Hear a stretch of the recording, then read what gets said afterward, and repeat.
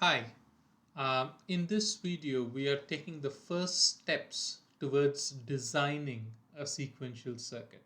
Okay. In the previous week we studied about latches and flip-flops, which are kind of the building blocks of sequential circuits. One way to think about sequential circuits is to think of them as circuits that can have different behaviors depending on what state they are in. Okay, so let's say there is a particular circuit, and that circuit can be in state A, it can be in state B, it can be in state C, or it can be in state D.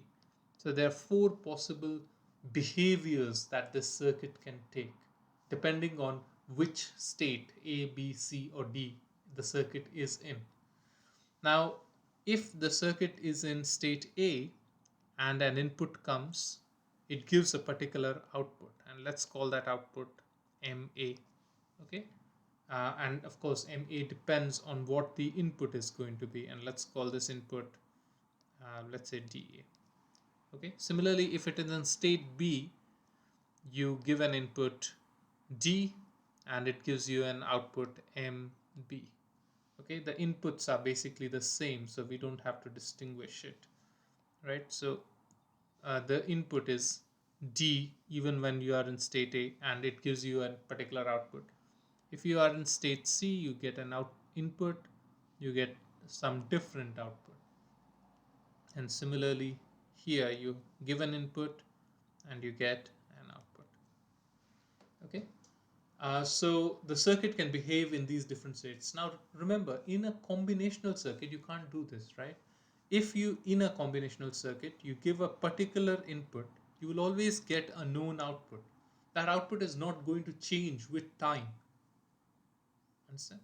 But in a sequential circuit, you can change its behavior with time, because you could be either in state A or state B or state C or state D, depending on various factors, right? And if you are in state D, you're going to get this output and not this output. Okay. Also, in a sequential circuit, because you have these states, you would have what are called state transitions. So there has to be some way to go from state A to state B.